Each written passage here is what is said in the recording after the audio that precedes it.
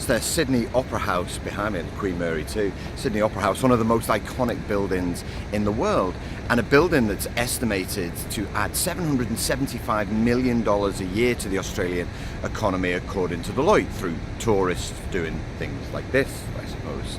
775 million. And yeah, it's easy to forget that it's also considered to be one of the biggest project failures of all time. From Jan Herzog's original design in 1957, it took 14 years to be completed and cost over $100 million, which was a huge sum in the 50s and 60s, especially when you consider the original budget was $7 million. $7 million, but that was a figure that was presented by the Labour government to get the project going. And I think quite often with these major project failures, they're considered failures because there's lots and lots of lies at the start of the project to get these things going.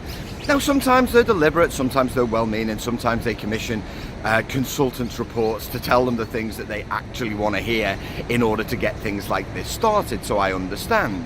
But then those lies are perpetuated, and then we get constructors and contractors who deliberately lowball the costs in order to win the work, and then see the costs escalate and escalate and escalate.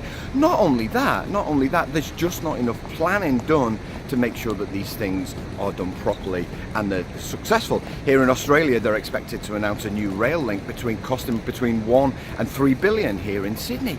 That's a hell of a lot of money, will take a lot of years, and yet people like me already know that it's going to fail in some way for the same reasons that projects always have. And I, for one, am sick of it. I'm sick and tired of us not learning the lessons from the past. It's absolutely ridiculous.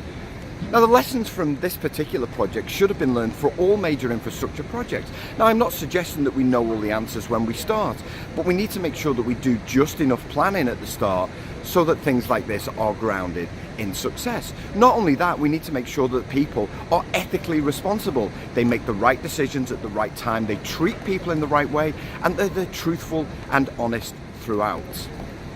Major infrastructure projects are things that we will always need to do, that always need to do to keep people moving around our cities.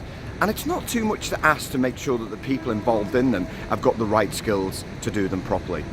What other lessons do you believe we should learn from the past to make sure that infrastructure projects of the future aren't a failure? Add your comments below.